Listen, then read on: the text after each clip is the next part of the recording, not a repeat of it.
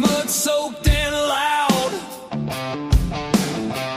Cornbread man talking, biscuit boy proud. Static crackles like a rattlesnake's tail. Voices rolling like a freight train wheel. Cornbread man, biscuit boy, talking live love and southern joy. Cornbread man, biscuit boy, raise your glass, make some noise.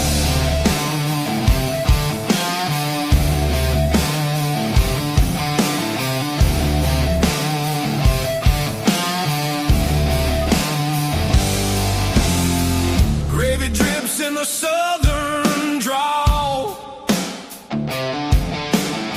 Stories thick like the cypress tall. Radio rebels riding wild and free, shouting truths like a storm at sea. Hey, hey, can you feel that beat? Boots on the floor, fire in the heat. Cornbread man, biscuit boy, talking live love and southern joy. Cornbread man, biscuit boy, raise your glass, make some noise. Tales of dirt roads, whiskey skies that cut through the night like fireflies. Laughter echoes through the pines, two voices cross them county lines.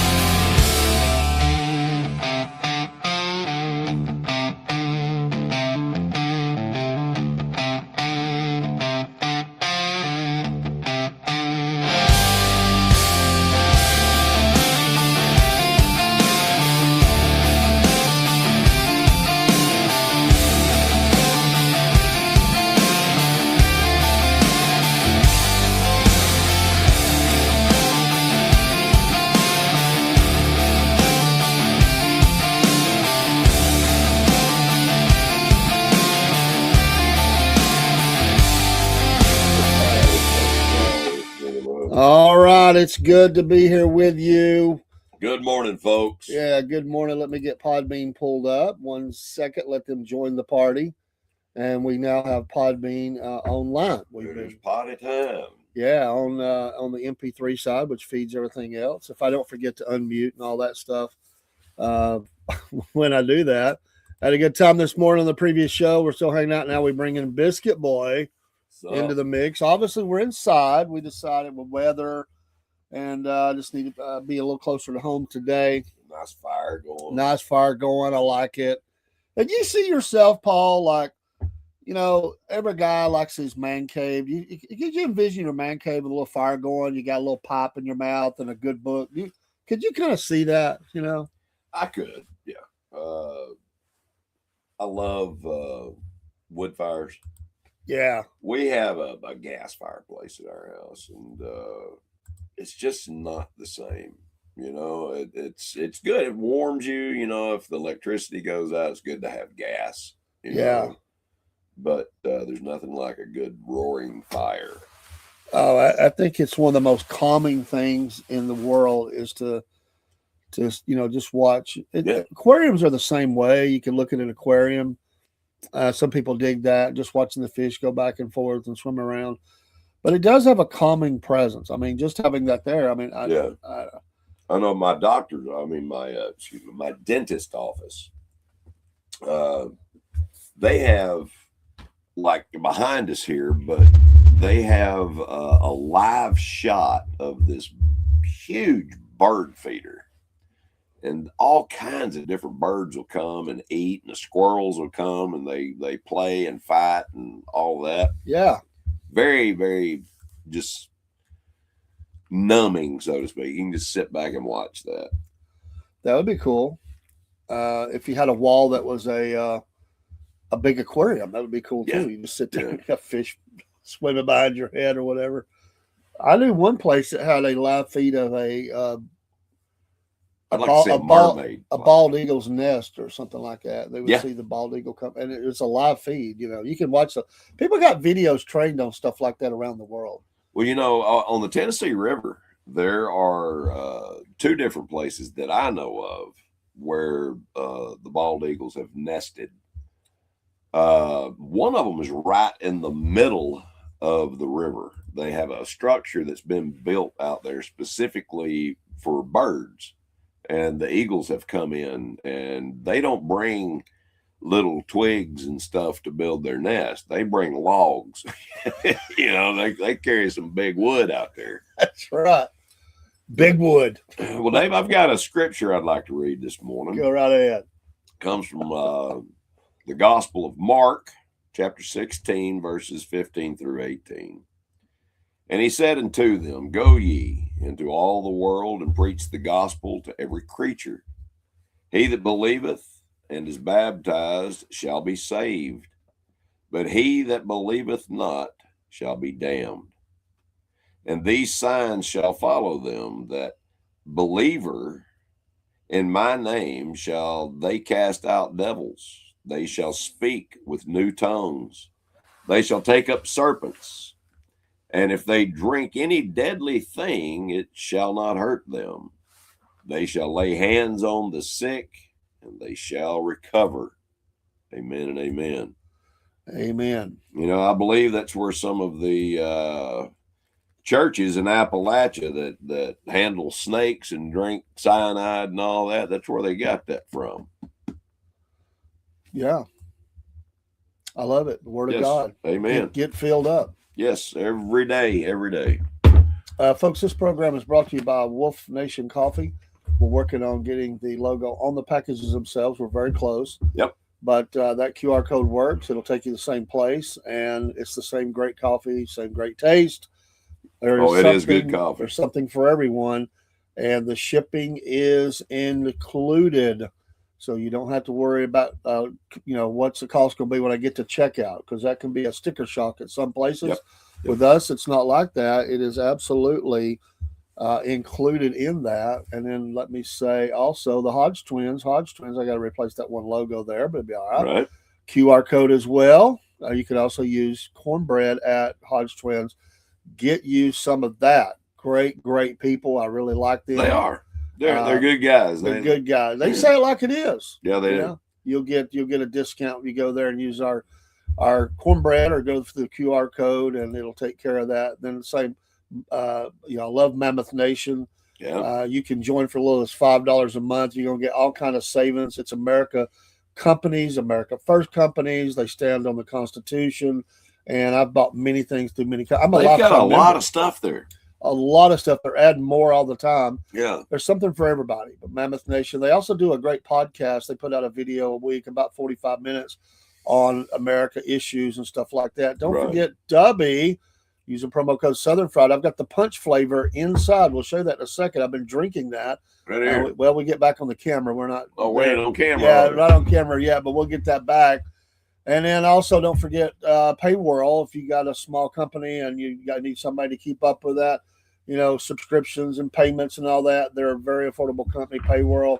You have no idea how important something like that is. Absolutely. That's the great thing about our company. We have a back office. And WFG takes care of everything for us. Yeah, it's and amazing. you got to have that. You got to keep things going. You got to have somebody that does that for you. So this is the punch. Yeah. Punch I love flavor. It. Yep. You know what? You can't beat it. I'm telling you, no sugar, no jitters, no crash, no shakes or nothing like that. I just put it in water and go. Put it like in I there said, and go. Matter of fact, that's the punch. That's the one I'm drinking on right now. And it's just got great flavors. And they do a lot of discounts. They'll do BOGOs and stuff all the time during a certain hour. I've gotten a tub and had another tub thrown in the thing, just going in there at the right time. So it's really cool. Good morning, Broski Bear. We appreciate you. Thanks for the welcome. Good morning, broski. It wasn't a technical issue. It wasn't technical issues. It was David issues, which might be a technical issue. A couple things happened. One, I didn't sleep good. I got up and my voice was a wreck. I should have ended that one or reset it, and I didn't do it, so it stayed out there. I apologize. So that was a Dave issue, and yesterday morning was kind of crazy. So that was my fault. So and I had a brain fart last night trying to get on. I was like, "Where's he at? Yeah, I can't get in. Captain Kirk, beam me up." Yeah. I'm learning, Dave. I'm learning. No, it's not a THC drink. It's just a good old energy drink. So no, I don't have any of that. I don't. I will tell you, I'm drinking Cuppa mushroom coffee, and this stuff is amazing. I really like. I'm gonna get in touch with them and see if we can't get in with them. I'm sure we could work a deal. Deals to be made. Oh, most definitely. We have some others. I didn't mention a couple. Fruit Hero. I got to start advertising for them. Our new and the Ascending with group. Us. The Ascending group. I've got to get us a logo and a QR code. We're doing a lot of things. We're spinning a lot of plates, but you're going to see that. And we may have another affiliate coming on board. We're looking at that. And so for content creators and stuff, we also have a partnership with Podbean. We can get your first month free. Just use it again. It's the same thing. I think we used. I think that one's mainly a QR code. I don't think we have an actual name, like or a promo code. Right. I think it's just you use the address we send you to, and they'll sign you up. It's $14 a month. We'll get you first month free. You can be live in minutes, like 5 minutes. You can be live. It's really easy. 5 minutes. 5 minutes. That's scary in a way. Some people you don't want to go live. The access today is crazy. Yeah. I mean, and all these people. And I look at some of these people out here, and it concerns me that they're able to procreate. Watching their videos is like sometimes I don't know if it's a mental issue or drug issue or I don't know, or they're odd, or it's all a stick. It's all like made up. I don't know. I don't. Yeah, sleeping bad really stinks. Paul don't sleep good either. No. I am. I could not. I was up, and I sat up. And I just dozed. I'm thinking I'm gonna get up, and I woke up late because I was so tired. And then my voice was. It was gonna take a few minutes to clear that, and I just said I didn't have time. I just didn't have time. So, but that's on me, and I don't want those things to happen. And when I set a show, I want to make it, and this has been a little challenging the last couple of months, but we're working on getting that really set. Right. Getting comfortable where we're at, and so hopefully we'll limit those misses like that because I don't like to do that. It makes me mad when I miss something. One of the reasons why I sleep bad is because of Corn Dog. Licking your face? No, I don't know what he dreams about. But man, he gets going. I mean, just in his sleep, he's going and he's pushing me. I sleep with one arm hanging off the bed, because he pushes me off the bed. And I told him this morning when the alarm went off, he was doing all that. And I didn't want to get up. I made him leave. I made him go get on the couch. I said, I'm going to lay here for 30 minutes and at least get a nap, But anyway, I'm not a dog. I don't get to lay around the house all day. So when Kaylee was little, a lot of times, no matter where I was at, she'd wake up in the middle of the night. She'd just come find me, and snuggle. Yeah. Because when she first came to live with us, it was hard on her. I mean, so she actually would fall asleep on my chest. Every night, that's how she fell asleep. Change is hard on kids. It is hard, and it made her feel secure and everything. And so then I would lay her down every night. She would get up and find me, right? And she usually would rest really well, but there were those times I got kicked a few times. Oh yeah, punched in the head. Like what in the world is going on? Sleeping, sideways on the bed. Kids are fun. They are, and it took her. I would say, oh my goodness, at least 2 or 3 years to get really comfortable with sleeping in her own bed all night long. Honestly, she never slept a whole night. she'd always find me, come and snuggle and just feel secure and sleep like like I say, like a baby. Well, was. she is very acclimated now and very well Oh, yeah. rounded. She is a really good kid. She is. She's I have to. She's got a. She really when she's passionate about something, she gets a little bit sharp. Not bad Right. words, but the way she'll tell you how she feels. She don't back down.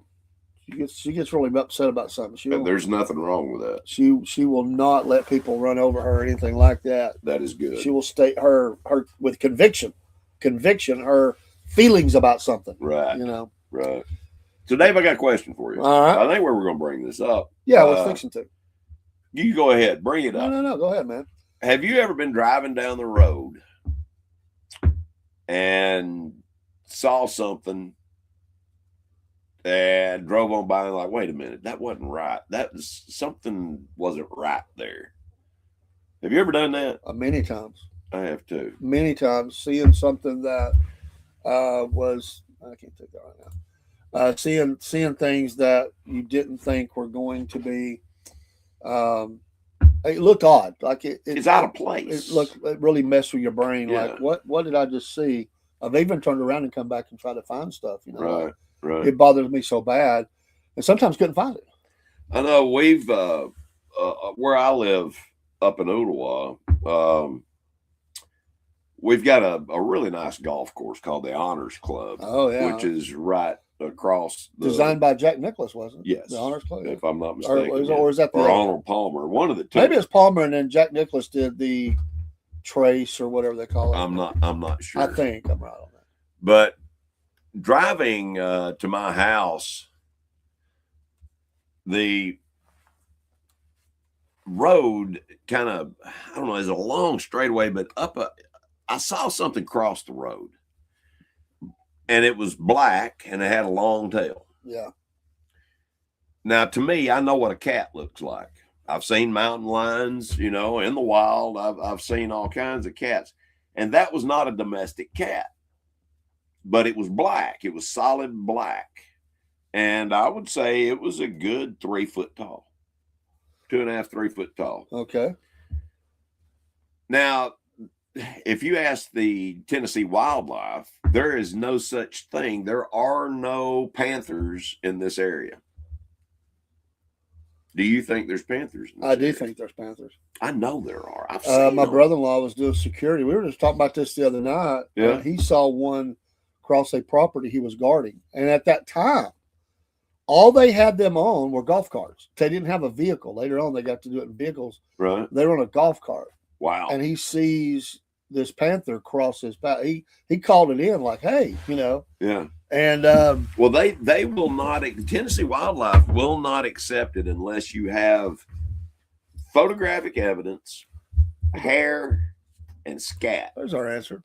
It was primarily designed by legendary golf course architect Pete Dye. Pete Dye. Okay. It's that's for the people with their little finger up in the air. Honors. Yeah. I don't have that kind of money. I've played the course one time. You have to be a member to play or invited by a member. Yeah. And I was fortunately invited by a member, but I've got a couple of friends. The Bear Trace is one I think that Nicklaus designed. Well, we have so many golf courses in this area. Yeah. Oh, I mean, it's crazy. But yes, there are some really nice golf courses in this area. have you ever been a member of a golf course? We'll go back to our topic. Oh, yeah. Have you ever been a member? I used to be a member. Well, I've been a member at Rivermont, which is no longer there. It's a bunch of $1 million houses on the river now. That was our home club. I played there for years and years and years, and then I was a member at Battlefield. Yeah. When Very I affordable place. lived down here. Yes, it is. It's a good course. It's a very good course. When it's not flooded. Right. It can flood.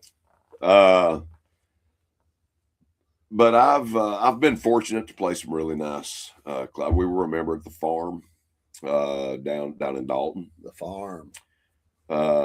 That's a really nice course. But yeah, I've been fortunate to play some really nice golf courses. When you're talking about seeing things at night, going down the road or whatever. Yeah. It's not exactly the topic, but it's funny. I was driving my father-in-law before he died. Yeah. And he said, I got to go to the bathroom really bad. Okay. They probably was thinking this way, things you see at night that you're like, I can't believe it. Yeah. So I'm like, well, I'll find a station. He goes, no, I can't wait. Just pull up here at this, like a little parking area. I think we're froze over there. No, it's not really. That's just us. It's not. Okay. All right. Don't let it fool you. It just does that. You have to. I got you. It flipped Dean out the first time. Oh, we're frozen. No, we're not frozen. There are times that could happen, but no. Right. So he pulls up and he says, he steps out. Hear the zipper go down, and all of a sudden, from above, it like the voices from above. I don't know how many people were up there. Couldn't see them. It's dark. Right. I hear this lady go, "What, boy? Don't you even think about," as she said, pulling that thing out on my property. Wow. I heard the zipper go back up. He got back in the car without a scream. That's always a good thing. When the zipper goes up without a scream, I could have swore I heard at least two guns get, pulled. Cocked. Yeah. Wow. And he said, I think I'll go down the road to that station now. I'll never forget it. I was like, where did we stop? I never saw the people. Like, it was dark and it was up above us. Like, I couldn't even see, like, where are they at? But boy, they could see us. I remember. For some reason, I don't know why this sticks out in my mind, but as a kid, we're in Chickamauga, where the railroad tracks go behind the old elementary school back there. We used to play on the railroad tracks a lot. Well, do you know what a torpedo is? It's a little thing they put on the railroad tracks to, I don't know, they blow up or something. I don't know exactly what they do, but it's something that the railroad, if anybody can tell me what a torpedo is. I don't think I know. But anyway, there was this boy out there on the railroad tracks playing with us. And they live, there's houses right on the railroad tracks there in Chickamauga. And anyway, he lived in one of those houses. Well, his mama come out and she hollered for him. His name was Henry. She said, Henry, where you is? He said, I'm down here on the railroad track picking up tire peters. She said, you better get up here. I'll tie your Peter. I'll bust your butt with a boy. And I remember that clear. I can hear her hollering at him. And I was like 8, maybe. I don't know why that sticks out in my mind. And I don't know why I just thought about it either. But yeah. I'm glad nobody else has to be up here. You just never know what you're going to. You talk about a 3-ring circus. Things are bouncing around. Yeah, I've got a little monkey up there hitting a drum and a cymbal and banging with his feet and everything else. Oh, yeah. I've been going down like long, flat roads, dark, and see something off in the distance, and it messes with you. I've seen things in the air. Yeah. I've seen things on the ground, and I never could figure out what they were, but they were different. They weren't normal plane traffic or whatever. Right. And it's nowadays they're really messing with people. The Elon satellites. Oh yeah. Like, what's that? Yeah. Yeah. I mean, there's a lot of things in the heavens right now that are strange anyway. That are man-made. That are man-made, but there could be other things we just don't. Well, this is something that concerns me. With the way AI is going now, you can't hardly tell the difference in some of the videos, AI from real. It's really kind of freaky. But they have been putting chemicals in our atmosphere, different metals and things of that nature for years now, trying to modify the weather. And they say that they're not doing it, but there's proof. I mean, people have come forth that were actual pilots, doing this. Yeah.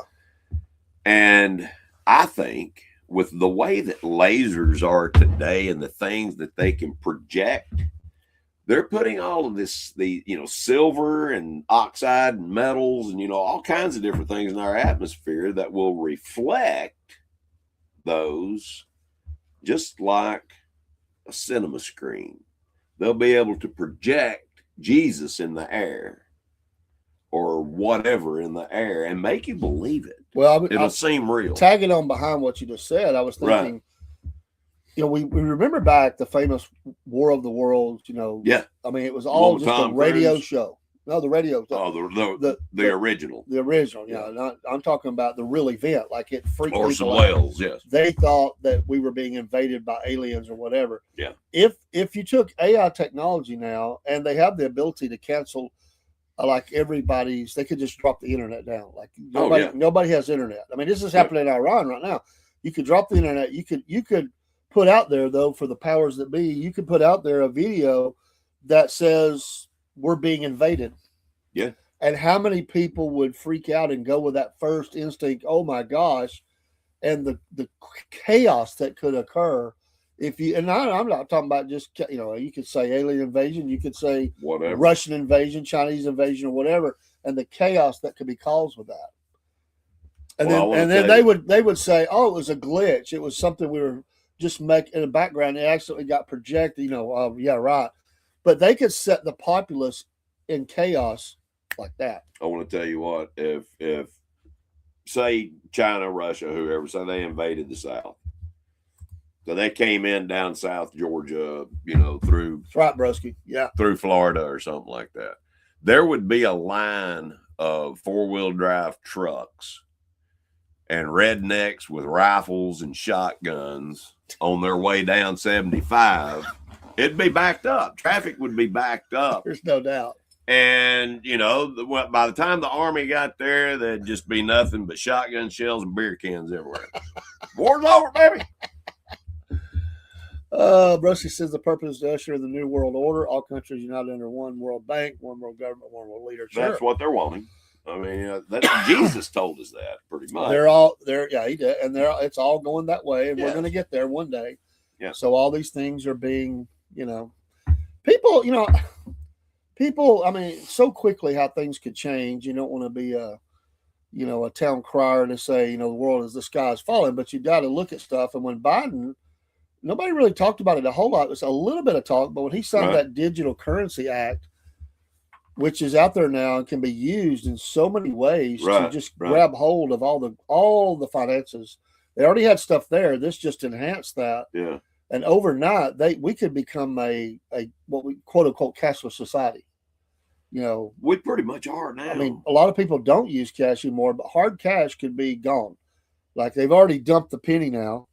And they talk about the expense of making pennies. Well, how much does it cost to make dollars? I mean, they last 7 years. It's easier to print something than it is to press it. Well, sure. But because you have to, I mean, not only do you have to, I used to be in the printing business. Yeah. So I'm kind of familiar with the way that works. But yeah, it's easier in mass quantities to print than it is. Well, when has the government ever been concerned about how much something costs? Well, I agree. I mean, $20,000 for a toilet seat. So I'm saying, why C-130? That to me is not even an answer. I mean, it is. It's a losing proposition, but it is for everything. They'll say, "Well, we're losing money printing or pressing pennies," but the sad thing is, it's become the norm instead of being something that's off. It's if it wasn't there, people say, "Well, wait a minute, what?" But, that's what they're finding out now, especially in Minnesota. All the fraud that has taken place, this money that has been stolen from us, the citizens of the United States. People ought to be outraged about this, but you've got these. Never mind. I'm not going to get into all that. But Nick Sorter's been out there, on the ground, and we're talking about over 1,000 transportation companies that they just basically are feeding their own fraud. I mean, they pay them to. They get paid to take people if they really even deliver anybody or pick them up or whatever. Well, there was one people requiring saying they don't understand English, so they require somebody to come in and have to translate all that and take them back. They're being paid, and it's just a way to keep the money flowing. Well, they had one program, and I think this was in California, but they were given like $16 million to provide alcohol shots to homeless alcoholics. For what reason?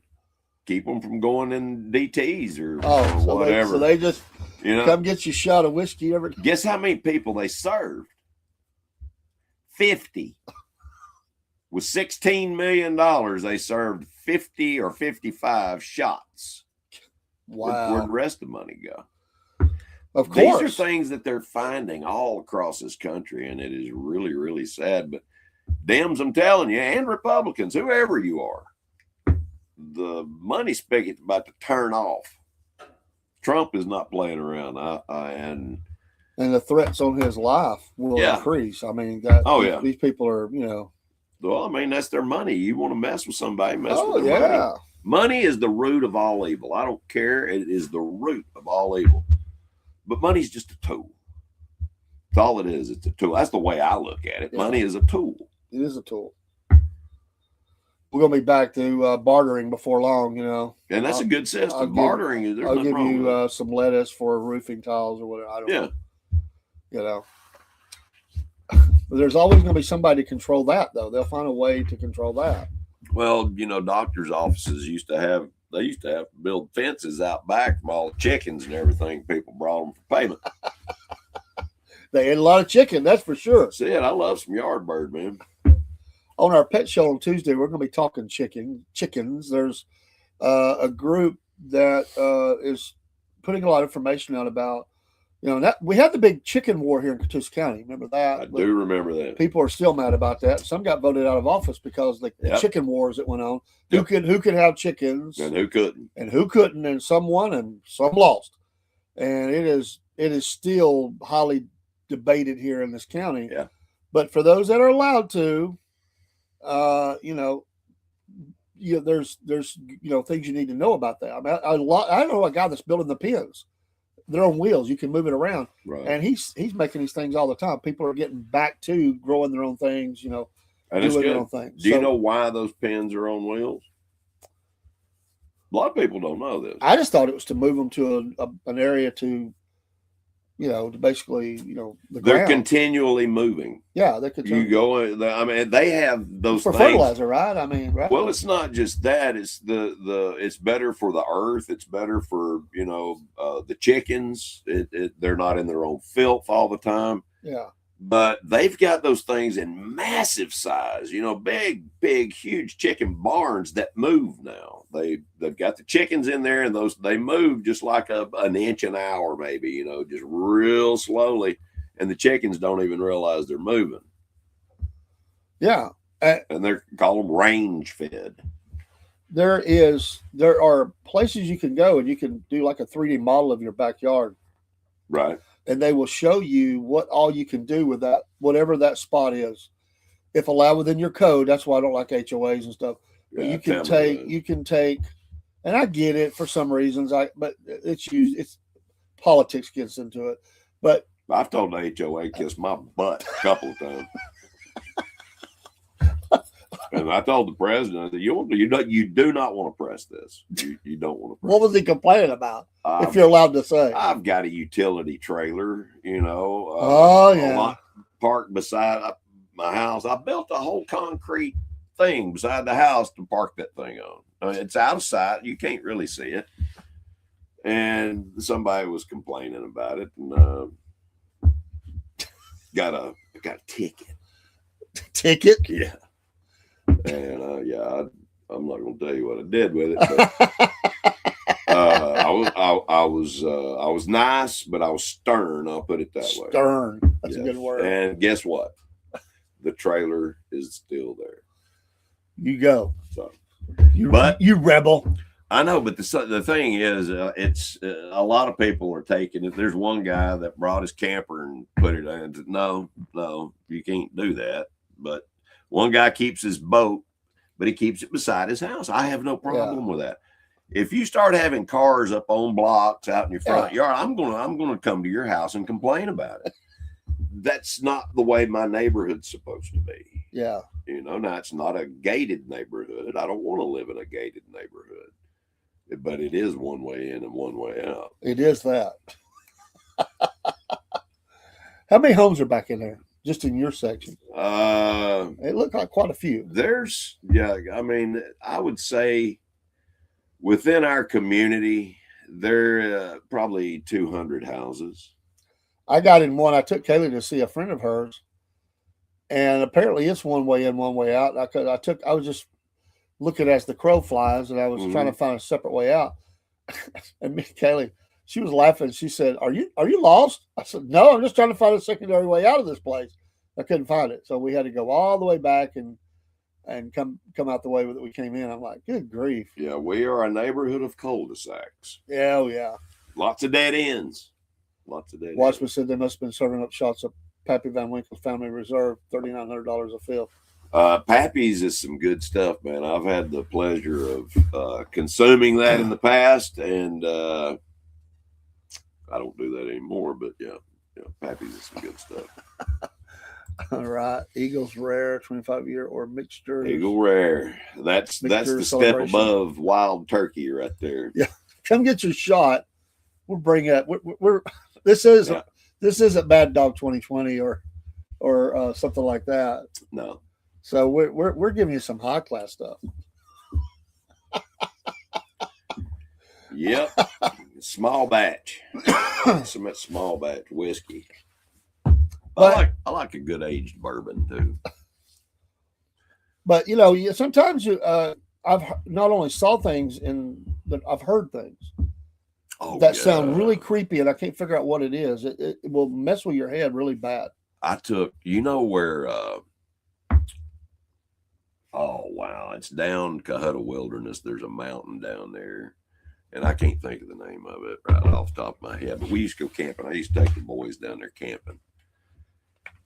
And this was back when the Blair Witch Project was really popular. Yeah. You know what I mean? And all of the kids, I think that I took, there were 6 of them. And we had set our camp up and got a fire going. I was making us some dinner and everything. And they were all sitting around chit-chatting and all this. And all of a sudden, you hear this. I mean, it was a scream. It sounded like a woman screaming. I mean, it did, and it was loud and it was close. And the boys freaked out. Oh, I bet. I knew exactly what it was when I heard it. It was one of those things that don't exist. It was a panther. I've heard them in Mississippi. I've seen them when they, I knew exactly what that sound was, but I let them think it was a witch. I'll tell you the story. But I was armed and I was looking for the cat. That's what I was looking for. Super snobby about my alcohol, Dave. Everything bourbon, rye, tequila, wine, beer. I can get it. Well, I never drink the way that I used to be. I would never drink unless I was alone or with somebody. So that's what else. This way or that way? No, I had a guy I worked with. He's retired now. He watches the show sometimes. But they, with the Boy Scouts, they got to camp on the battlefield one night. Oh, I bet that was fun. And so they decided, it's a bunch of guys, a bunch of boys, and they decided to scare them. Yeah. So they, they went and did their exploring during the day, and they're gathering stuff for projects, leaves and stuff. Right. They did all that stuff, and then they got, they had dinner. Well, they already had this thing set up. They had it stashed, and one of the guys, he slips away. And he puts on this Jason mask, and they had a chainsaw that they had took the blades off of, and then he had on the chains that he put around him and everything. And while they were kind of getting all kind of, they weren't asleep, but you're kind of laid down, you're sleeping. You're relaxing. Yeah. You're relaxing. You're talking. This guy comes out of nowhere, hits that chainsaw, and just screams. Those kids got up and started running. I bet there was a lot of wet tents. One of them, it took them about 2 or 3 hours to find him. He ran and just kept running. He was gone. He was gone for 3 or 4 miles. I mean, where did this? He just kept running, And then they thought maybe this wasn't the best idea. So when they took him home, they had to have a conversation with their parents about the prank they played. They might need therapy. Most of the dads loved it, man. They're like, "This is hilarious," like this is great. But it worked. It scared them. Yeah. Talking about therapy, I bet you there are cats a lot. scream. They can sound like babies crying or women crying. Yeah. That's creepy. Speaking of therapy, I bet you there are a lot of therapists that know my name. I mean, maybe. Are you a test subject, a case study, or something like that? No, I'm talking about from people going in to see them. Well, there was this guy named Paul. Yeah. I bet you there's a lot of them know my name. Oh, man. That's pretty bad when you make somebody have to go to therapy. Yeah, cats in heat. Cats in heat. Crying sounds like a woman being murdered, blood curdling. Is it just It is. They don't have to be in heat. I'm thinking, what has that got to do with it? Right. I mean, like they're in heat. Okay, I get it, but I'm gonna tell you what. Speaking of eating, I'm hungry. well, eat. I'm gonna eat me a cold McDonald's sausage, egg, cheese McMuffin. Sometimes, if you live in an apartment complex, there can be people in heat. And you hear weird sounds coming from your neighbor. Yeah. Yeah. You can't sleep. Been there, done that. Which way? Well, I'll put it this way. They weren't nice. They were beating on the ceiling and everything.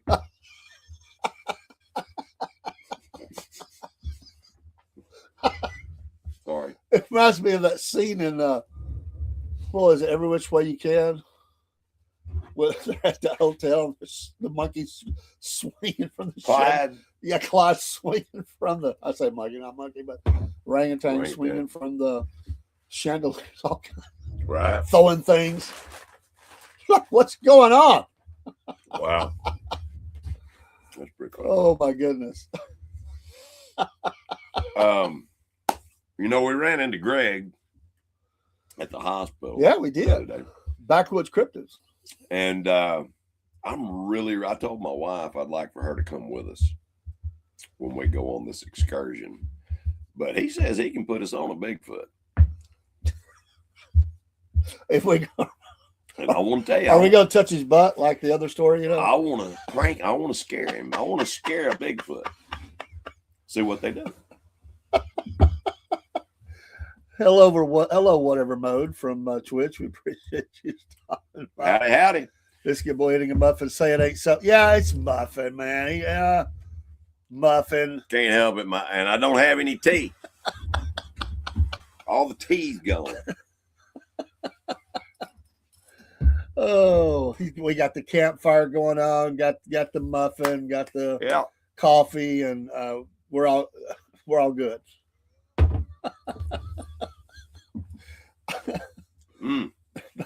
But I look forward to it. Yeah, tree knocking. Come out wherever you are. New name, Muffin Boy. Muffin Boy. Hello, James, Into Pockets podcast. How are you, sir? You got to try something different every once in a while. I like a good muffin. I'm not being nasty. I'm just saying I like a good muffin.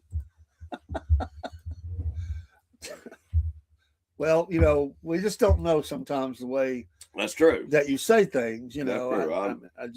I'm glad you clarify. I mean, it's always good. I don't want people to be confused. It's always good to clarify those things. It's very important that you do that. That it is. No, that's That not it is. what I was looking for. What you looking for, Mr. Dave? I was looking for it. I thought I had it on that side. Apparently, I do not have. James, what's your email? Send that to me at my CordellsAtlanta@gmail.com. Yeah. Send me your email again on the CordellsAtlanta@gmail.com. James, I think that's. For some reason, I don't have it under that one. Dave, I'll be on camera for just a second. You're good. You're good. We're on. We got. Looks like we got a few extra people joining us.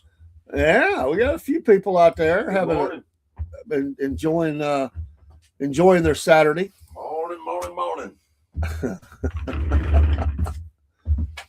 Biscuit Boy's all over the place this I morning. am. I'm like a fart in a whirlwind. You ain't seen nothing until you down on them. What you showing me? That's what Steven Tyler said. Steven Tyler said that. Did you hear me, James? Send your email to CordellsAtlanta@gmail.com. Cordells, 2 L's, 1 S, Atlanta@gmail.com. If you hear Tell me, you what, after an ugly night, it's a beautiful day. gorgeous out It really is beautiful out there. Yeah, and it's been cold. There's been a lot of cold nights, and I'm glad that we're getting a little bit better weather. I mean, I don't like those teens. It did not. Yeah, you, James, you, man, you. We're usually Yeah, I've heard of Walk This Way. I have. Of course, I was a big Arrow fan. But you know what's funny is I'm not a fan of some of the bigger hits. I mean, I'm not putting them down. Don't get me wrong. Well, I like their older music, but I'm a big fan of some of the early bluesier stuff. Yep, me too. And then some of the later stuff. You know, like Janie's Got a Gun and all that. You know, that was a weird video. Yeah. Oh, that's your Empty Pockets Garage at Hotmail. Okay, hang on. Empty Pockets Garage. Now I got to remember how to spell all that. I think I got it over here too, so I can just pull it up. There it is. Get on the right thing here. We can do this. We know stuff. You do. I know enough to be dangerous. I mean, seriously. You know enough to be Toys in the Attic's the best album. I love it. I agree with you.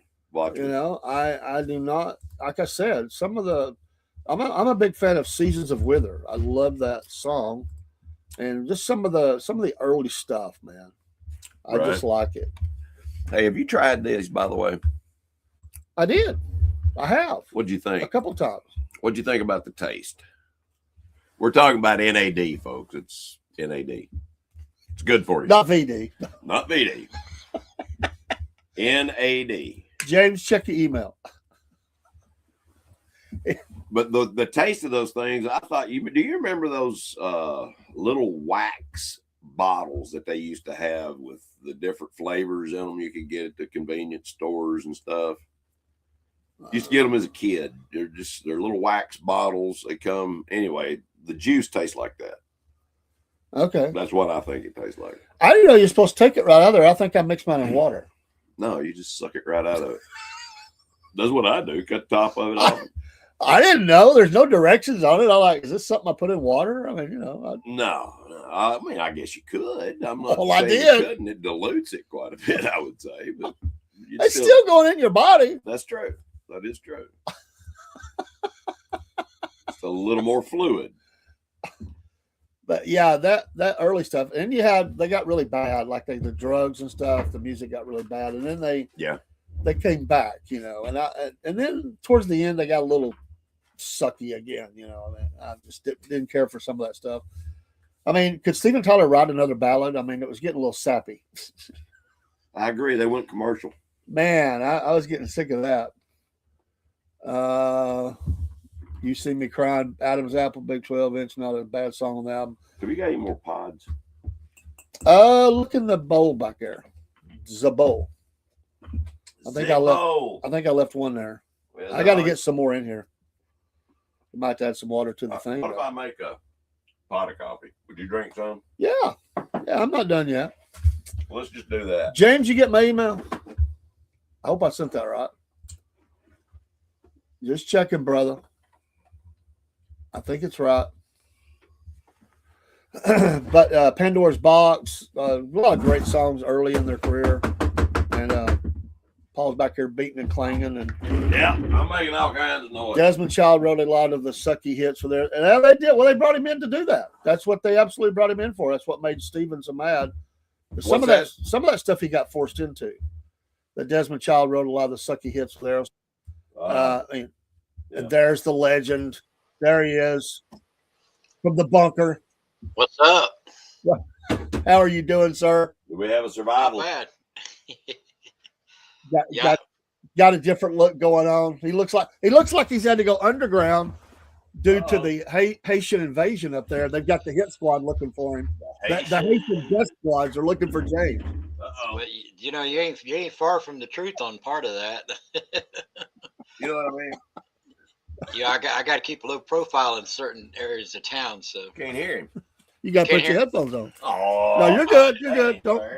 Yeah. Biscuit Boy ain't got no headphones on, so I don't have it on speaker. So. Yeah, I was on Kim's Coffee Talk there for a little bit. Oh, she on today? She's doing a premium content right now.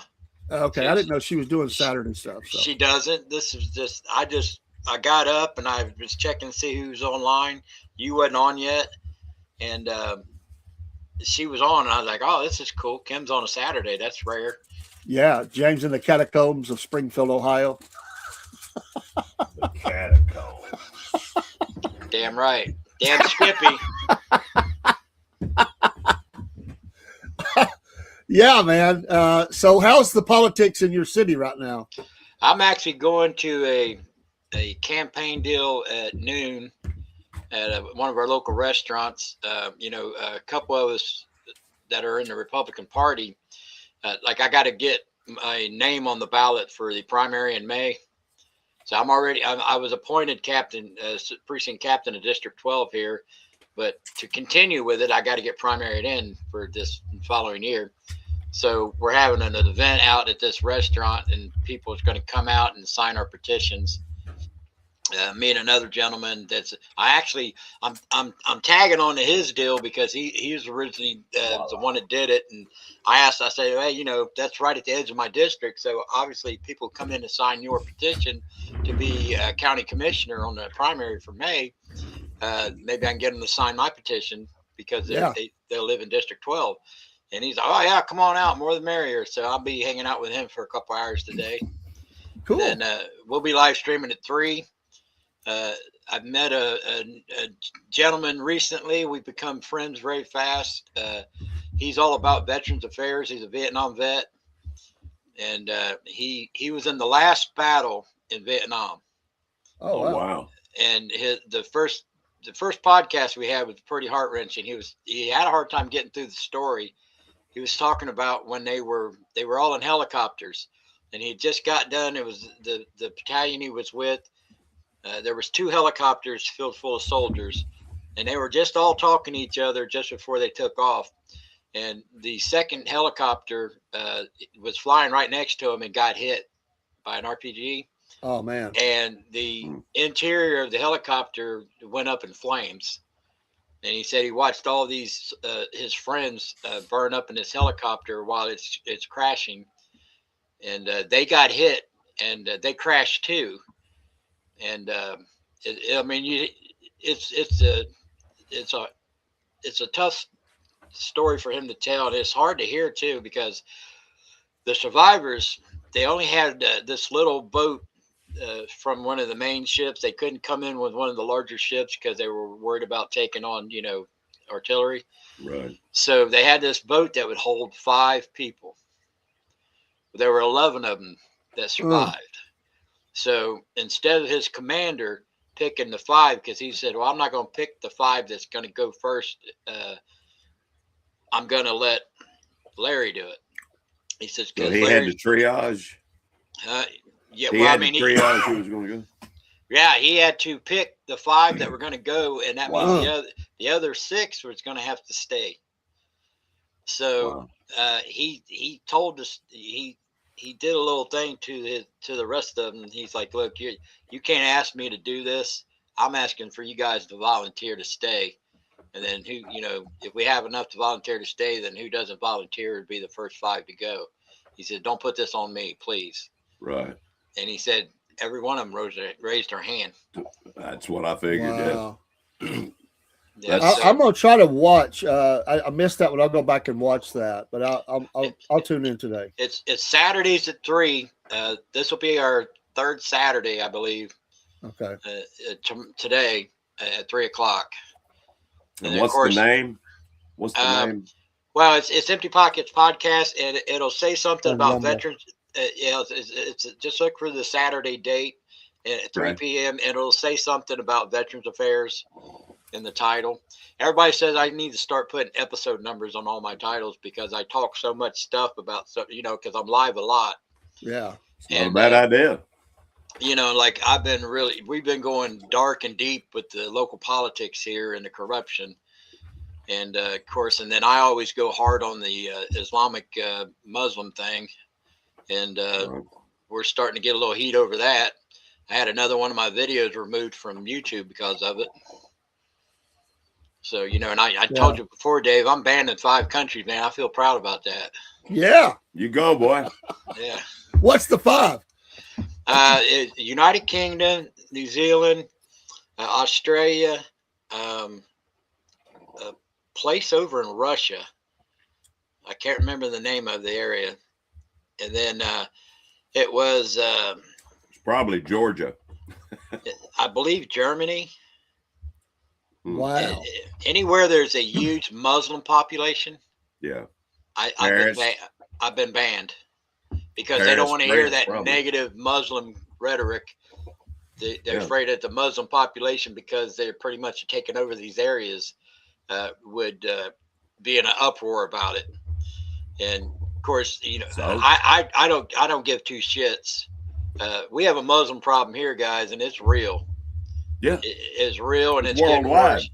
It's getting worse. I mean, when you have 3 Sharia courts in the state of Texas, of all places, There should not be a Sharia court in this country. There shouldn't be, because it goes completely against. It's supposed to be the law of the land. You're not supposed to have your own laws. Yeah. So if you live in a country that has the laws, you're supposed to abide by these laws. That's why we're the United States. And I'm sure this ain't the topic you guys want to talk about this morning, but that's Hey, what my good, show's man. been about. You know it is. My show You're good, goes. man. My show goes dark.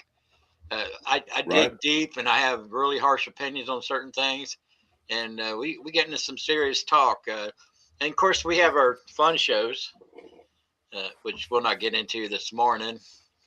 You can watch Come on, those. tell us a joke. He's got all kind of music stories. I want to know how the cat patrols are going. I mean, you got a cat problem up there in your city. We don't have a cat problem. We don't have strays. You seriously will not find hardly any strays in this town, and that ain't. You have a Haitian population there. Oh, we have a massive Haitian population. Probably. That's why you don't have stray cats. Exactly, and I can show you a video where they fry them, where they grilled one. Oh, I don't doubt it at all. Yeah. oh, how sad. And Poor we have kitty. they even have a voodoo store here for the Haitians. A voodoo store. Yep, Oh, yeah, they got a that's- voodoo store here. Santeria. That's why they kill the cats and eat them. It's all about voodoo. They call it Santeria. Santeria. That's right. That's what they Santeria, call yeah. it. It's voodoo, but that's what they call it because they're all Catholics. This is the funny thing about it is they all consider themselves Catholic and Christians, but 70% of the population still thinks that voodoo is the primary religion for them. Did you because know they- you have to be a Catholic priest before you can become a satanic priest? Well, it doesn't do. surprise me because Yep. most Catholic priests like little boys, and You know, how, that's I'm sorry. How is do you still get the interview with the mayor? he has not. I went to a round table with the city manager the other day. They invited anybody to come in and talk about stuff. We didn't even get into the Haitian issue. It was about other things going on in the city. But I literally, because he did not accept my invitation at the city commission meeting that night when the mayor accepted to do it, but he hasn't emailed me yet. And I said that to the city manager, remind the mayor he needs to email me. So he was talking to me about it, and I said, why didn't you agree to it? Are you not willing to come on my podcast? And he's like, nope, that's got nothing to do with it. He says the mayor runs that meeting, and he says, and Really? he said I didn't hear him say to me, you guys, if you want to agree to being on his podcast, go ahead. But he said I didn't hear him say that. He said, but it's his meeting, not mine. He said, so it's not up to me to speak out of turn and say, yeah, I'll come on your podcast. I said, well, that's fine, but so are you willing to do it? He's like, well, it depends on the schedule. I said, anytime, any day of your choosing. He said, even early in the morning, like at 8, 9 o'clock. And I said, because I have a busy day. I said, yeah, I don't care. Yeah. I said, it'll be, I can replay it at any other time during the day or night that I want to, right. the recorded version. So he said, all right, well, I'll get your email. And I said, I'll do you one better than that. Let me give you my personal phone number and you text me and we'll communicate that way. So I said, don't take this the wrong way. It's so you don't have any excuses of why you didn't say you never got back with me to come on the podcast. Right. You have no excuse. You'll have my personal phone number. And if you have a problem with anything I say on any of my podcast shows, any of my live streams, look at all of them. I said, I don't talk kindly about you in a lot of cases. I said, so, you know, if you want to have those discussions, if you want to come on my podcast and you want to disagree with what I've had to say about you in the past, bring it on. Because I stand by anything I say. And I said, this ain't a got you conversation or interview. I said, I just want to have a conversation with you. Maybe you can explain certain things that might be misinformation. You have the opportunity to set the record straight. I said, because I tell you right now, more people see my podcast in this town than they watch all your all's little podcasts. True. Good for you, brother. Good for you. Truth. Well, I hope it happens. Keep You up know, the fight. that would be cool. You know? Yeah, the mayor. I hope the mayor agrees. The mayor, you know, is a white apologist. You know, I've got like 3 different videos where he's apologized for being white and said he hates his internal white supremacy that he feels is inherent in all white people, and that we all feel superior to all other races. You know, it's just a subconscious thing that we can't help. Yeah. And you know, he's just apologized for being white, and he seeks guidance from Jesus to help him have more empathy for minorities. Mm. I was like, oh Lord. So, Well, how did you meet the military guy? How'd you meet him? That you've been interviewing. the colonel, Yeah. Carl. Oh, okay, cool. Carl interviewed him on his show, and also Violent Vixen interviewed him too. So I watched their interviews, and this, you know, he's the United States militia. He's connecting all the militias all over the country into one big group. Like we're starting a militia here in Clark County, in Springfield here, and then we're going to attach our group of people here to the United States militia, which is what he is over. He's a lieutenant colonel in the United States civilian militia. Yeah. And so when we get this meeting started, where everybody has to come and sign the paperwork, because once you get in it, you know, it's an official, not necessarily you get out of it. You can get out of it. It's not like you're signing up to the army or something, but you have to abide by certain, you know, conduct and you know, so these things, and plus we have to figure out who's going to have what rank, you know, who's going to be in the chain of command, and everybody's going to have to anyway. So he's going to help us because this is new to us here, and this has all been my idea to do this. So he's offered to, he's in North Carolina. So he's offered, when I get the meeting set up to where I have all the prospective people who wants to be recruited into this, come to this meeting, he's going to travel up here and explain everything to them in the meeting and tell them what all the, you know, like he sent me a welcome packet that has all their stuff that they do all over the nation, you know, natural disasters, helping find missing people. You know, work with the county sheriff. You do not work with the city police department. We work side by side with the sheriff's department. So, and then we would actually be attached to them. If they need something, they can call us up and we can go and help them. Yeah, there's several groups like that set up around the country working with law enforcement. That's the way to do it. To be yeah. recognized as a lawful militia, not That's some right. kind of renegade anti-government type thing. Right. There's a guy named Pete. I can't remember Pete's last name. He's ex-military, but he does the same thing down in Texas and areas like that. He kind of travels all over, but I think he stays in Texas a lot. You know. Well, they're actually well on their way. It's not just like started just recently, but yeah. So all these militia groups that are doing it for the right reasons, they're all getting to be part of this network to where they're all going to be attached to the United States civilian militia. So we'll be able to have like a national supply line, national communications. That way, you know, we're going to file we're filing for 2 nonprofit deals, one political and one religious. So we'll use the religious one for natural disasters, like stocking, you know, donated food, water, that kind of thing, generators, so we can go when we need to wherever, you know, if they need us, like down, like how North Carolina flooded out, from that one hurricane that went through Florida. You know, if they needed something, if we were already established, we could have went down there and helped them, or at least sent supplies to them. And then, like, the lieutenant colonel was actually on the ground doing that very thing down there when the North Carolina got flooded out. So, Yeah, those are good things. I mean, citizens have got to help citizens. I mean, you know, and your local law enforcement, you know, is going to be very in tune into what's going on, yeah, what needs are out there. So that's good. Yeah. I see this really becoming a bigger thing. I think, you know, the president would certainly back that. I believe, you know, oh, absolutely. I don't see a problem there. Yeah, you know, and it's not just like a community outreach program. We will be in uniform and we will be armed.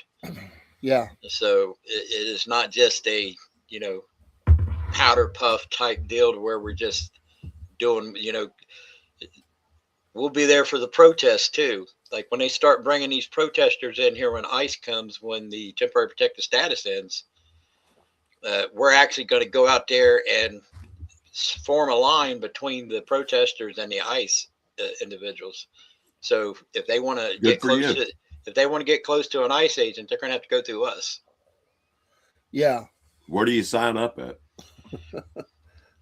Well, you can email me.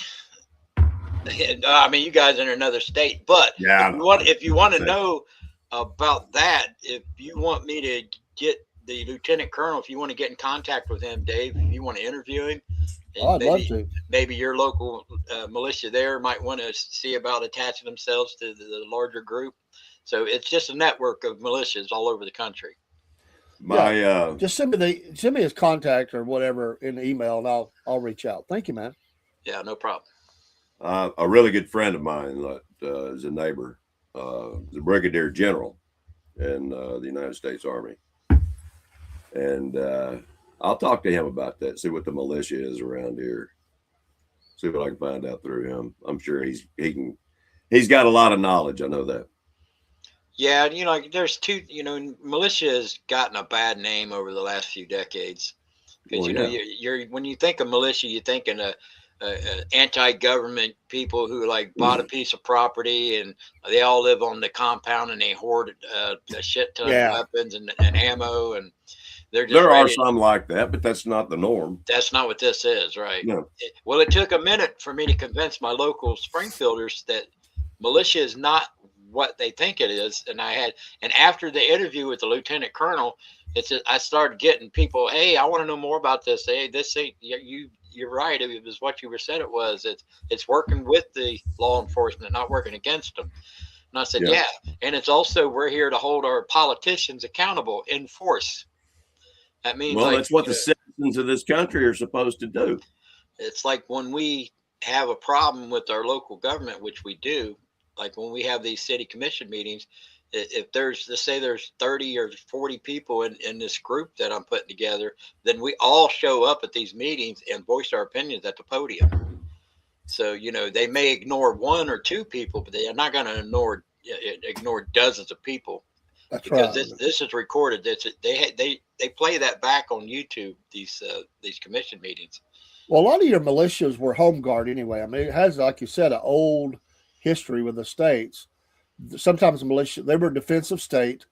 A lot of times, even during times of war, you know, the militia was guarding around, you know, certain institutions, buildings, political leaders, whatever. So even here in Georgia, we have an old history with militia, and it's not that what people made it is. It was considered a home guard, you know. Yeah, back in the day, they called it something different, like the Air National Civilian or Guard or something like that. And back in World War II, they would have spotters along the coast around the country because of Pearl Harbor. Yeah. So they were afraid of being attacked, like in California, along the shores of California. So they would use the civilian militia to man these viewing places to keep an eye on the ocean and the air and be able to alert everybody if something was like that to happen. So they used civilian people instead of the regular military to do that. Some of those actually had howitzers. Yeah, right. Some of them did man guns, but it was not the norm. But there wasn't too many of them. But But yeah, And so hot spots. and we'll be doing training. Now, me, obviously, I'm disabled, so I'll have a different capacity in this whole thing. Yeah. But I can still do this. As long as the finger works. That's right. Will you use your own weapons or do they issue weapons? You use your own weapons, and you try. Here's the deal: you got to be uniformed in the weapon that you choose to take with you when you're in the capacity of the militia. Like, obviously, to me, the most ultimate gun to carry is an AR-15, and then that way, if everybody else carries an AR-15, and like I run 223s through my gun, but you can run those 5.6s. And but that way, like I have multiple clips, 30-round clips. I'm gonna get one of those barrel clips, but that way, if somebody, I'm more of a shotgun person.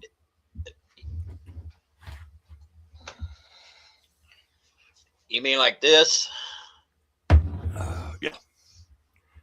Is that a Remington? Yeah. Is that the 870? This is a police issue riot gun. Okay. See how short the barrel is? Yes. Then I got one of those on it. Yeah, I've got an 870 pump.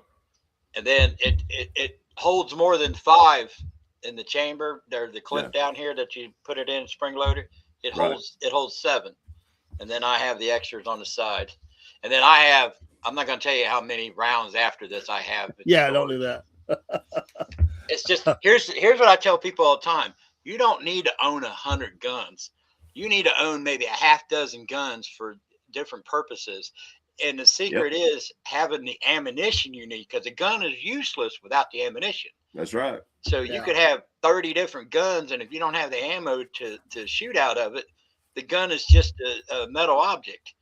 So it's a paperweight. So stick to a few guns if you're not a gun collector like some people are. Like me, I have like 5 guns. They all have specific purposes, and none of them's for hunting, by the way. Because the Second Amendment is not about having a weapon so you can go hunting, just to be clear on that. Yeah. Nope. It's about self-protection. I have a video of a gentleman that explains the original intent and language of the Second Amendment. And the Second Amendment runs right parallel with the right to have a civilian, or not the right, but it is the requirement as a U.S. citizen back in the day that you be part of a civilian militia. It is part of being an American.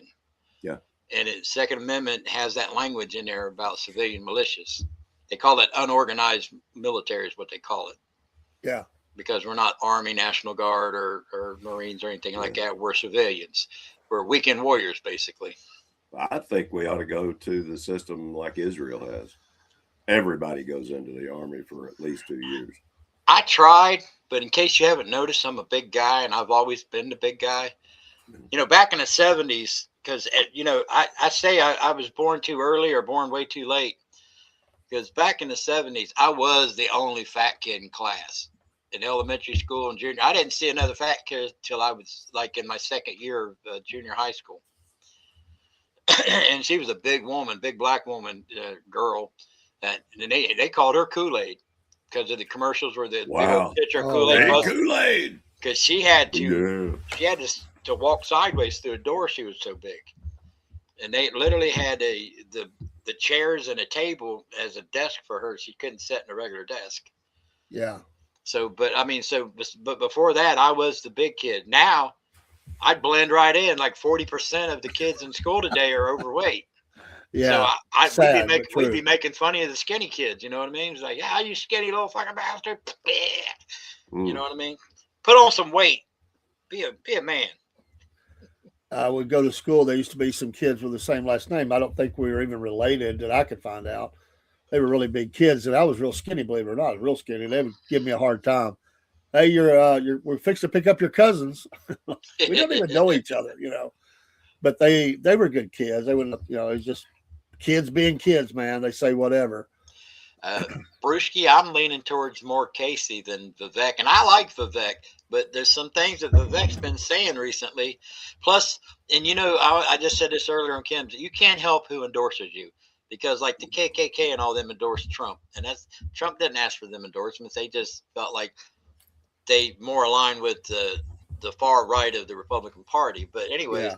so the Somalian community and the Haitian community here in Ohio has endorsed Vivek for governor. Really? Yeah. And I have to ask why. And here, and I'll go back to Vivek, visited last year when we had this, everybody in the country here trying to interview everybody. And, Yeah.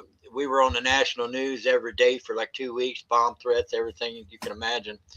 And so Vivek came, and he had a closed door meeting with the Haitian community outreach people, who is the spokespeople for all the Haitians here. Closed door. And then he had an open forum city hall type meeting for the local citizens. So why was that a closed door and ours wasn't? A lot of questions around stuff like that. So, and then why would the Haitians endorse somebody if they had fear of him, going along with what the president wants to do, which is deport them all? Yeah. So apparently he's figuring they got a way to stay here, and he'd help them stay here. That's how I take it, and that made me lose a little confidence in him right there. Let me ask you a question. Yep. If someone is here illegally, all right, people say undocumented. Well, if you're undocumented, you're here. You're illegally. illegal.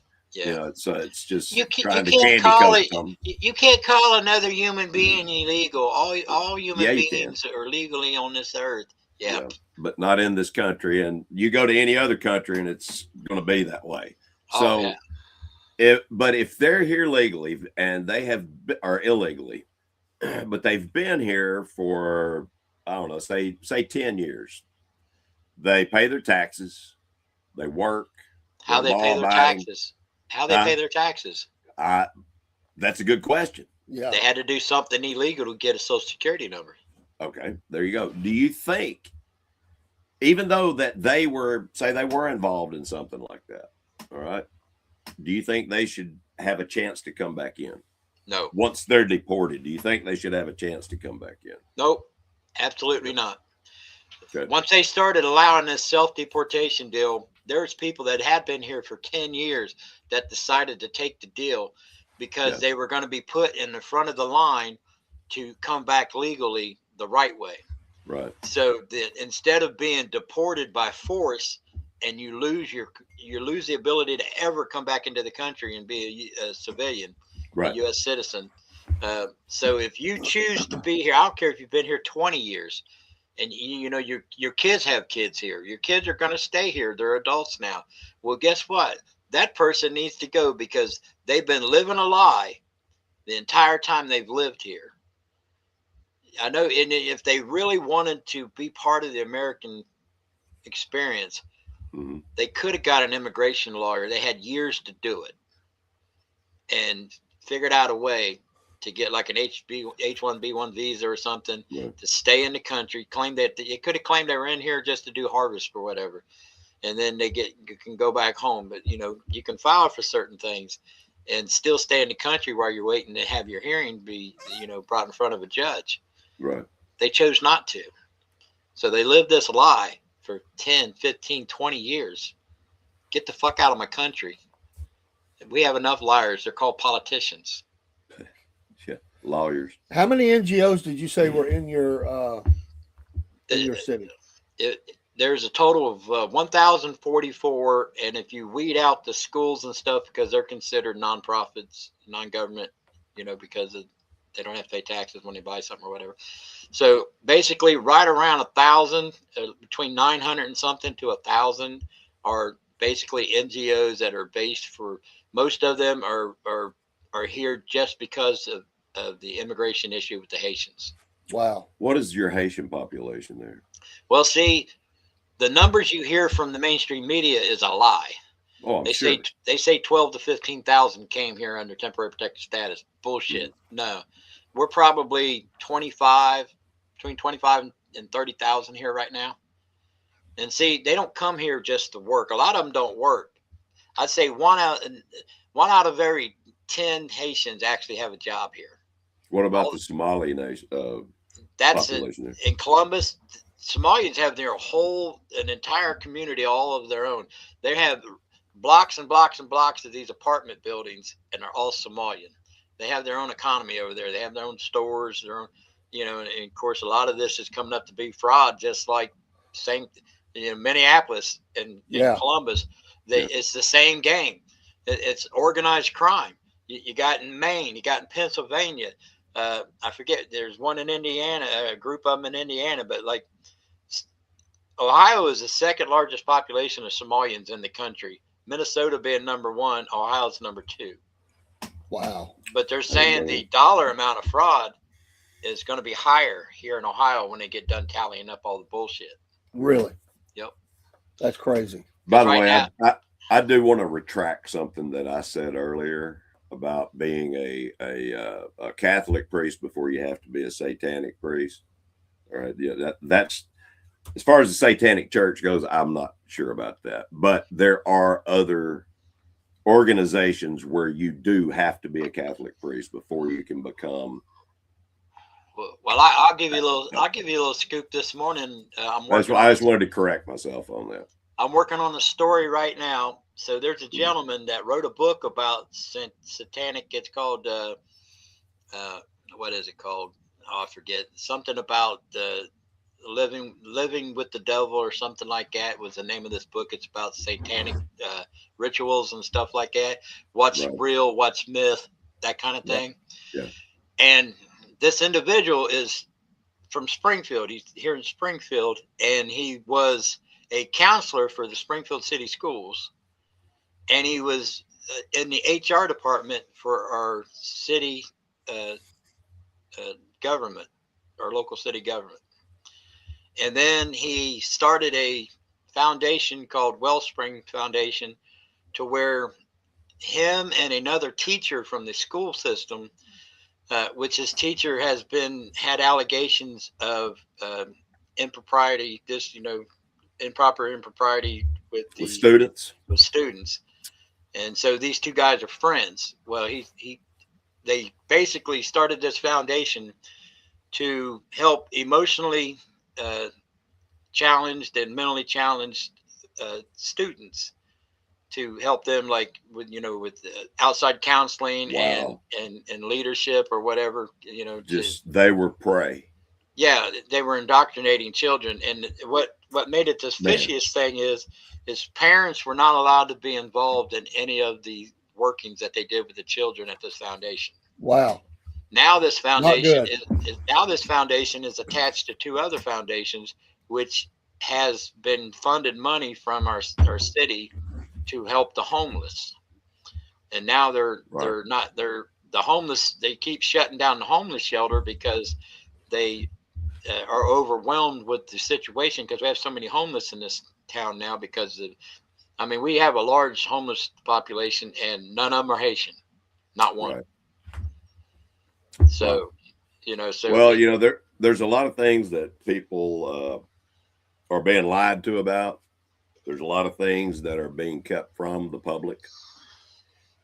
And, there's a lot of people out there that think, I'm crazy when I talk about stuff. But as far as I'm concerned, they can stick their own head in their butt. I don't care. If you don't like what I say, don't listen. Well, when I get told something and I dig into it, and I find a lot of stuff I find not to be true, or not to be as bad as people claim it to be. Right. Because people, they get things stuck in their head and they act like, this is awful, they're doing this, they're doing that. And then come to find out, a lot of that stuff was taken out of context. And, I look at it with an open mind. But once I realized, I'm the first one to tell you I'm wrong. Me too. I'll admit I'm wrong every time. But the thing is once I start looking into it and then I find it to be true, shame on them, because I'm gonna out them. Yeah, they're gonna. Everybody else is gonna know their business.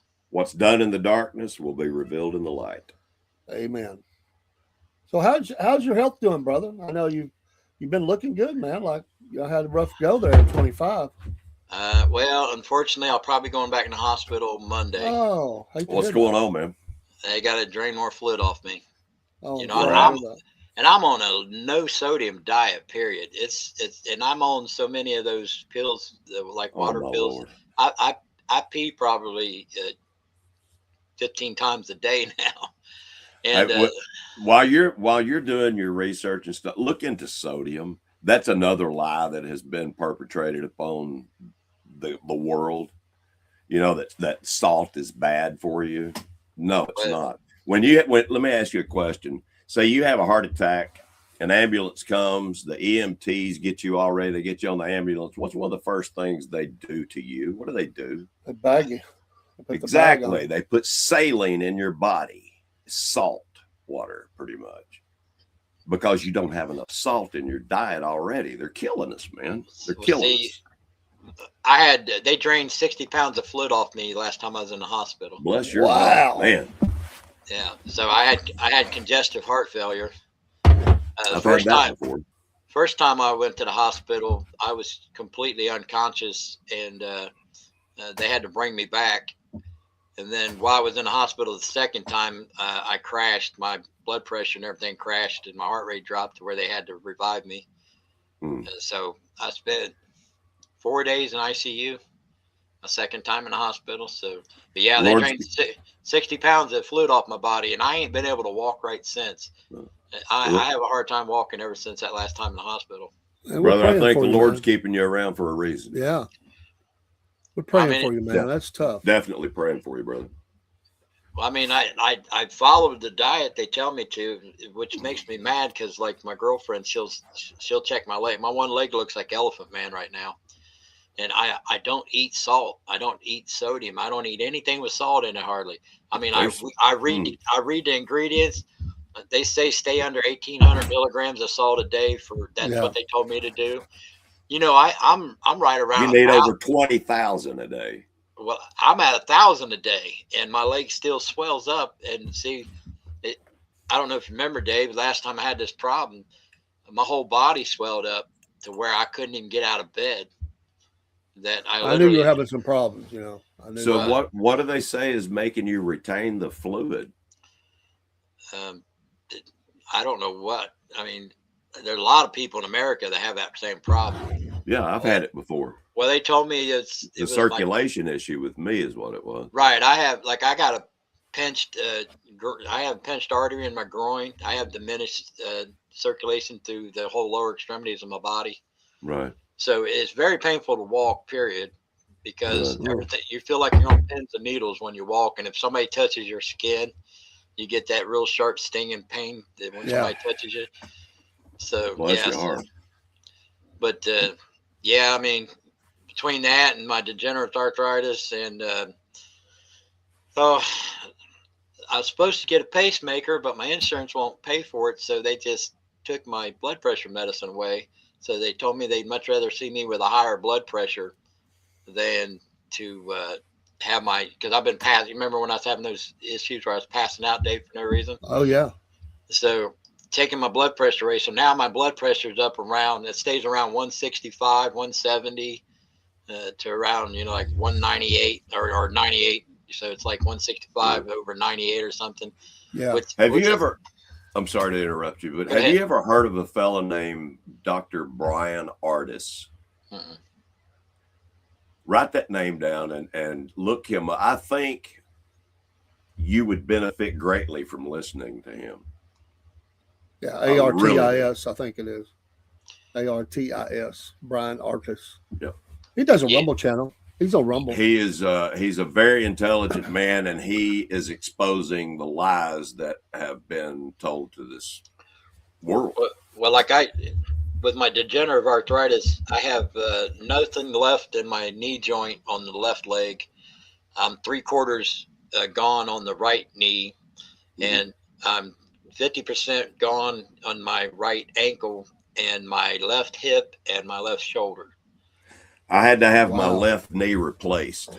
They won't replace my knees because they say your other health issues. Right. Yeah, it has to be a life-threatening situation for them to do an operation on me. My arthritis is gone because I wear nicotine patches. I ain't never smoked in my life. I'm not talking about smoking. Nicotine is has been demonized in this country.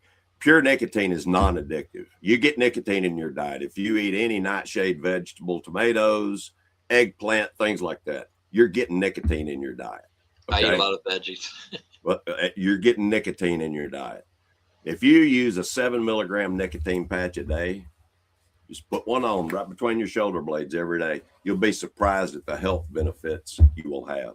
And I smoke cigars, but I still wear a nicotine patch. Pardon me? Can you get that over the counter? Right now you can, but they're trying to outlaw it. I mean, I'll give it a shot. A friend of mine, I was getting ready to start doing ivermectin. Ivermectin is a good thing, but you have to get it the right way. But get it in the paste tubes. You can do that. I personally, I have mine made for me. I get it in a capsule. I go through a pharmacy. I actually have a doctor that prescribed it for me. I'm going to have her on this show. She's a wellness doctor. I fired my doctors and started going to her, and I'm in the best shape I've been in 40 years. I wonder if I can get Dr. Jacob to, I'll ask him about that. Yeah, ask him about it. Yeah. I'm 61 and I feel like I'm 25. Well, I'm 60 and I feel like I'm 80. I understand, brother. You know, my biggest problem is, you know, I'm a car guy, and because of like all my joint issues and now this, you know, having a hard time walking. Yeah. I do, you know, customizing, fabrication, sheet metal, auto body and paint. You know, I set all my own engines and trannies, and I do all my own rear ends and everything that really attaches to a car. Yeah. Well, I haven't worked on my hot rod. That's basically the main part of my car channel is my project, my 56 Chevy sedan delivery, since February of last year. It's a long time. Because I haven't been able to get out there and do it. Yeah. And I'm afraid to go out there and work by myself and something happens to me, because it's a garage that's at another house of mine that nobody lives in. Right. But all my stuff is in this garage, and that's where I do my YouTube channel with my car stuff. So if I was to go down, I'd be there. You need to make sure you got somebody with you. Yeah. See, that's yeah. But so I'm really wanting to get back out there and start working on it. Well, brother, we're going to be praying for you that the Lord takes this fluid out of your body, and that you just experience a miraculous turnaround in your health. Amen. When you went out on live on the air, was there somebody there with you? I wasn't on that night. Was somebody with you? I was on Carl's podcast, and that's the night they had to revive me, because you know, I was just sitting there listening to Carl talking. You know, you don't know when you're going to do it. I'm just sitting there and listening to him. And apparently I flopped down on the table in front of the camera, you know, live on the air. And Carl knows my home address and everything. And see, nobody, when I'm live streaming, even though my girlfriend was home, she shuts the door on the other side of the house. So they're over there in my other living room and the kitchen, and everything's on the other side of the house. So they don't interrupt me and try to come in and talk to me or seeing what I'm doing when I'm live streaming. Right.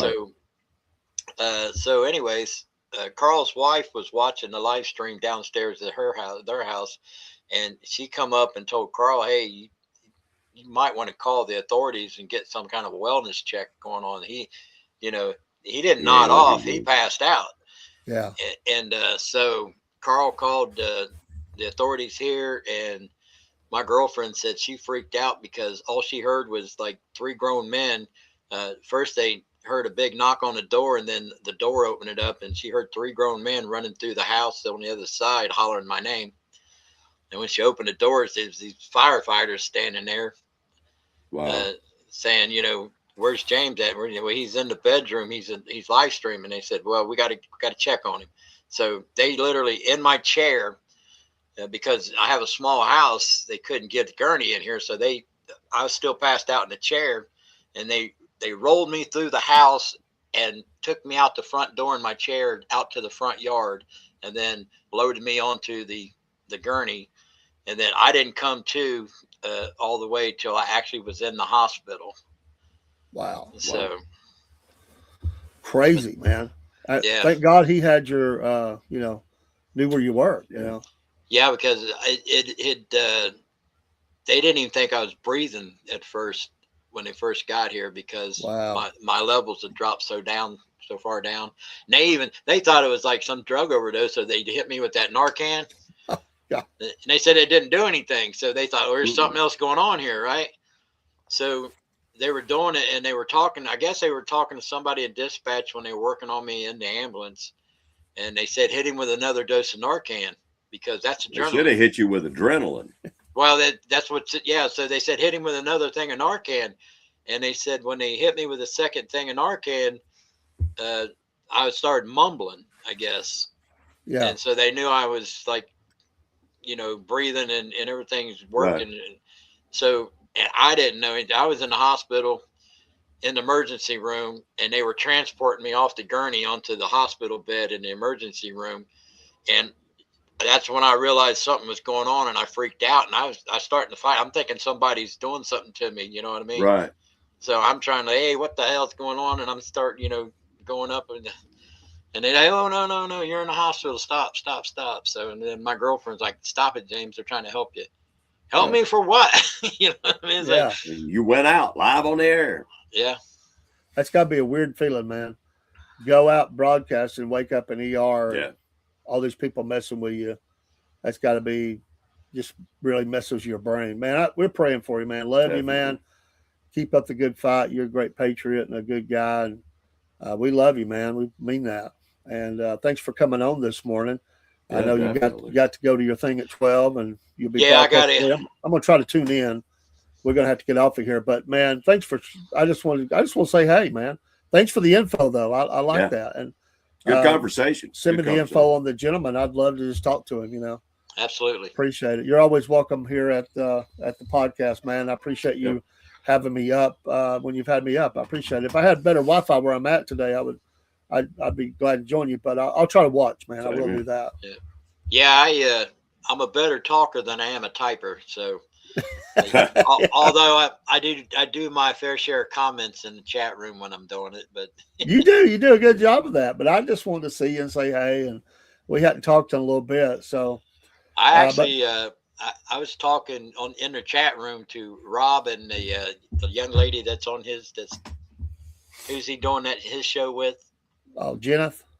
Yeah, I think that's who it was. Last night, I think it was. Yeah. I'd never seen them on, in the nighttime, and I seen them on. And of course, it's Southern Fried Podcast also, and I'm like, hell. And when I clicked on it, it was Rob and that girl.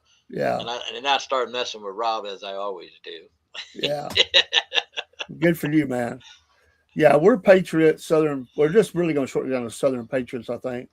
We're changing our logos and stuff. So we do Cornbread Nation, Wolf Nation, and all that. But Southern Patriots is probably where it's going to end up. So kind of get away from that. Confuses people. We're not. So we still have it on the logo, but we're slowly changing some of that. So my title confuses people, Dave. Empty Pockets. Yeah, I have to explain it all the time where that phrase come from, and and it's all because of the car channel. Back in the day when I had no money as a teenager and I was trying to build up a hot rod, you don't have no money, so all you can do is trade your services or work off, like maybe they got a part you want or some parts that you can get as you're doing something for them physically, and then you can maybe do something to the part and then resell it. So you don't necessarily have to have a full-time job. It paid really well to have a hot rod. So when I went on disability, I went to be from having a good money to no money. So I said, well, I'm going to have to revert back to my old ways. If I'm going to build a hot rod, I'm going to have to start doing it with empty pockets. And my girlfriend's like, well, that's a good title for your YouTube channel. I said, what, empty pockets? She said, yeah, because that's what I told her. I said, I'm going to have to start doing this with empty pockets. And so she said, yeah, that's a good title. And then, of course, it doesn't make sense when you say Empty Pockets Podcast on Rumble. But that's how people know me, is an Empty Pockets thing. It's cool. I know who it is, so it doesn't bother me. But Appreciate the friendship, man. Rumble, if you don't have a Rumble app, get that. It's free. Later go premium. Help Rumble out. They don't get big time advertisers. And they treat all of us patriots with a lot of respect. You know, you can be whatever you want to be. Freedom of speech. They stand on it. Do you meet all your partnership requirements this month? I think I got a couple of raids to do. Other than that, I've got everything for the month. So I got them all. Yeah, good for you. I would have already had them. I forget sometimes to do the raid. So, you know. That's a tough one to do. I tell you how, look, I usually just follow the people that I like, you know, like personally, and a couple others like Tim. I like watching Tim pulling them too. But so I was like, nobody's ever on when I'm on to rate them because I do it at all weird times of the day and night, right? Yeah. So I went in, you got these categories. It's politics, entertainment, blah, blah, blah. So I'm political. So I clicked on politics and had all these things. So I went down and everything that seemed like it was a conservative political channel, you know, like the War Room with Steve Bannon and all that. Yeah. So I clicked on and started following all of them. So now I go on there, and when I'm ready to leave and I'm ready to raid somebody, there's at least 15 people live streaming at the same time as me. So I just go over and just pick one and like, bam, bam. There you go. And I actually did. I raided the War Room yesterday, Steve Bannon's War Room. I think I went there the other day. I got Tim Pool one night. I think that was yesterday or something like that. So I may have one left. I may just have one left, but we'll get it. Maybe today. Absolutely. Hey, have a good day, everybody. We'll get out of here. We'll go out with everybody because we really do got to go. Everybody have a great day. Enjoy this beautiful day. God bless America. Pray for America. Pray for James. Pray for us. Appreciate everybody coming in. Broski, Watchman, Daryl. I think Jerry Barrett. Thank you for the like there, brother. And anybody else that's watched this. We've been on quite a while. Have a great day. Well, when are you on next? You're up. You're this 3:00 today. 3:00 today, yeah. And then I'll be on Carl's show tonight at 8. Yeah, I'll be 8:30 in the morning for the Sunday morning show. So tomorrow, 7 p.m. every Sunday, it's Haitian Invasion, Springfield, Ohio, and then whatever topic we're going to talk about. I love it, man. I love it. I've had 2 of those live streams on Sunday removed from YouTube because of content. Yeah. So. What's your main platform? My main platform? You mean like political? No. What are you? I mean, as far as your podcast, he's on Rumble, man. I'm Rumble. I'm simulcast Rumble and YouTube, and I'm getting ready to get my blue check for X, so I'll do it on all 3 platforms. Okay. Yeah. I got like 23,600, 700 between the 2 platforms as far as followers. Yeah. And good deal, man. And cool. Sunday shows get spicy. Spicy. No, not with you. No, it ain't just me. No, it ain't just me. It's the people that come on that are locals that have been fighting this fight. You know what I mean? Yeah. They bring the dirt. They bring the dirt. Bring the dirt. I like it. They bring the dirt. And you know, and our local politicians watch my show because when I went to the commission meeting, I got recognized as soon as I walked in because they could not stop eyeballing me. And I'm thinking, this is interesting. And every time they'd have something to say that was kind of difference. Yeah.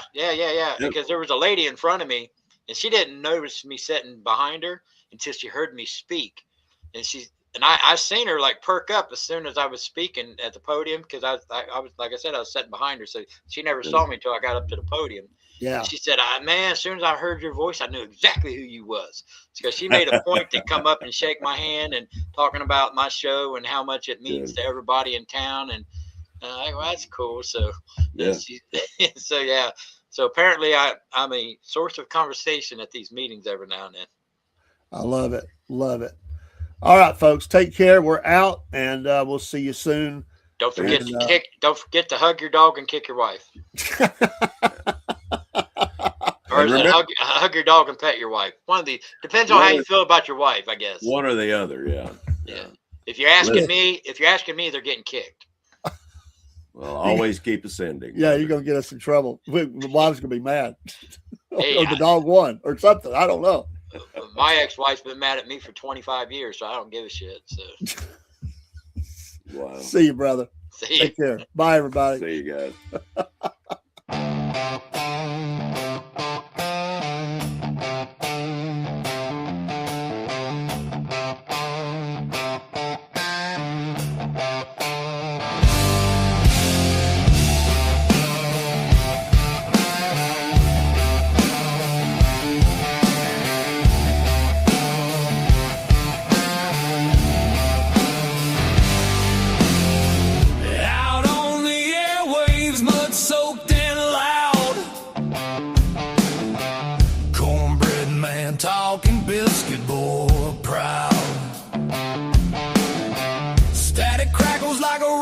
snake's tail. Voices rolling like a freight train wheel. Cornbread Man Biscuit Boy, talking live love and southern joy. Cornbread Man Biscuit Boy, raise your glass, make some noise.